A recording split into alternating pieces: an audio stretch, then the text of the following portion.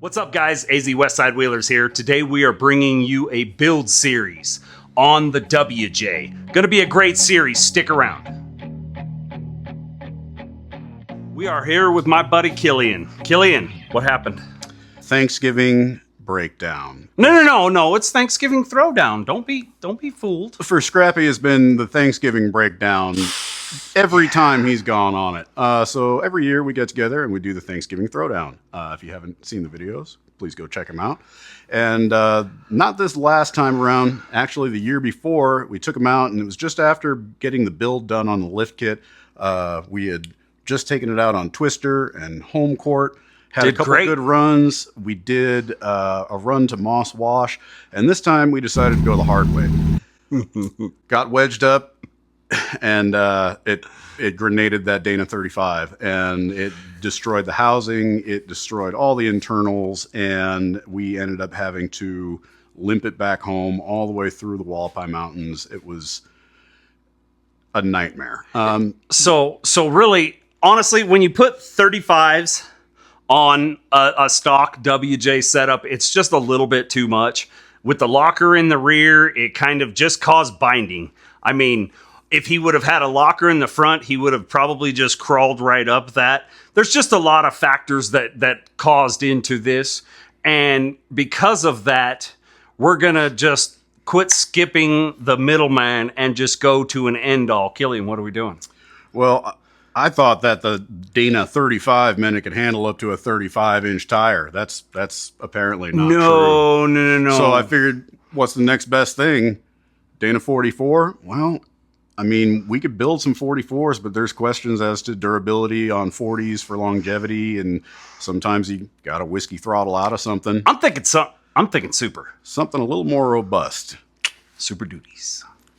We're going to bring some Super Duties out, and we're going to get these things built out, stick them underneath this, and it's going to be the last time that we ever have to worry about how robust it is. We're going to build out a set of Dana 60s and stick them under this thing, and we're going to build this for longevity, durability, and we want to build something that's a competent, capable wheeler without breaking the bank entirely.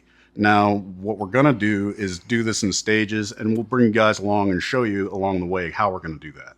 Right. So what he's talking about, and we're talking about here, is a set of 2005 and newer Super Duty axles. That's going to be a Dana or a Super Duty 60 in the front and your Sterling 10.5 rear. Those are a great setup. Tons of people run them all the time. As a matter of fact, on the channel, we have El Dorado, my Super Duty, that has a set in them, and I've been running them for years.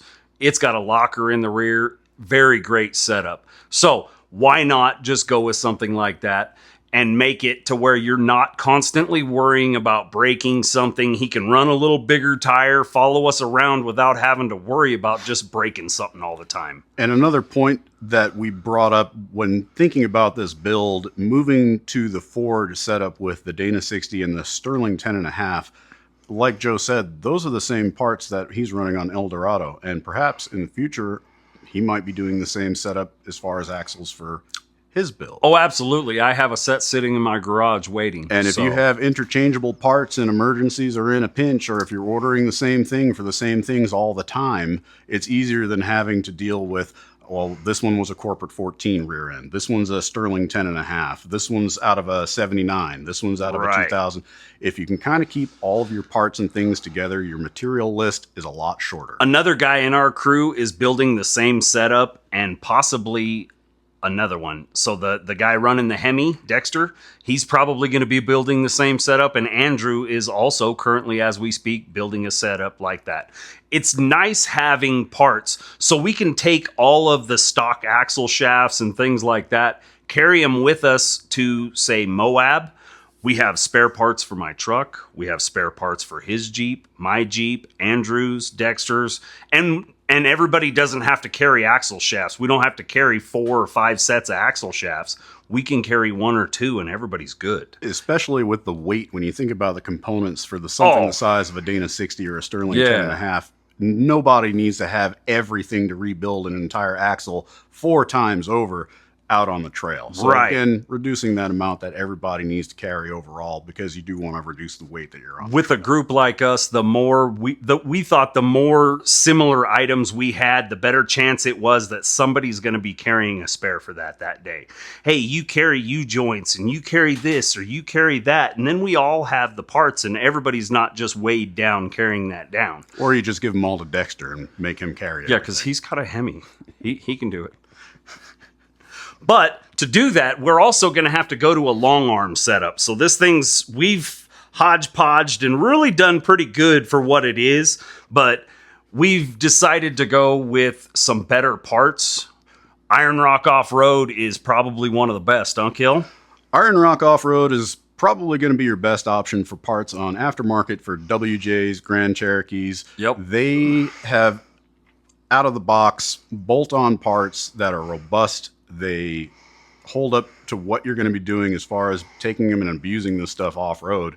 There aren't a whole lot of companies out there that do a lot for the Grand Cherokees, although we are starting to see more because of the age of these vehicles. The aftermarket is out there for people that are kind of specialized in the market. You guys keep destroying those XJs. These things are going to be the only thing out there. Exactly. Yeah, there's a finite amount, you heathens. So, right.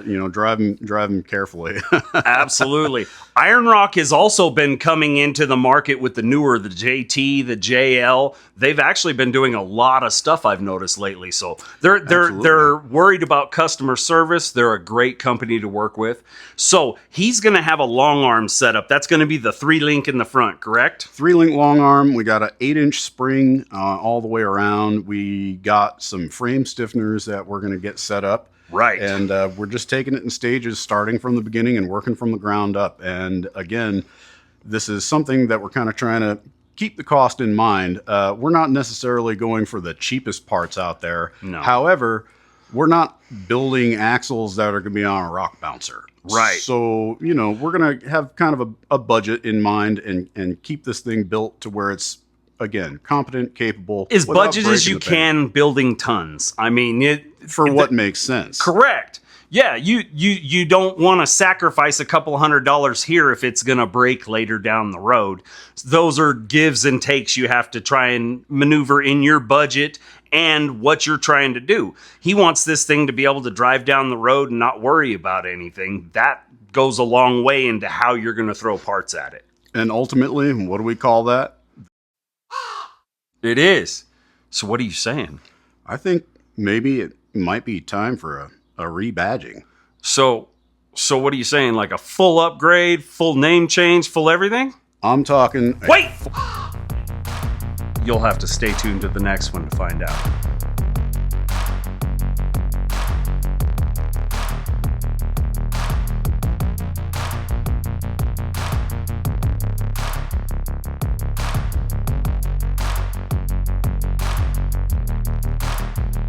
Unique New York. Unique New York. The tip of the tongue, the teeth, the lips. The tip of the tongue, the teeth, the lips. Butter gotta get it, gotta. Butter gotta get it, gotta. Butter gotta get it, gotta. Gotta warm up for the camera. Sty. Oh, God. He got to sty today, not me. Look at this bullshit.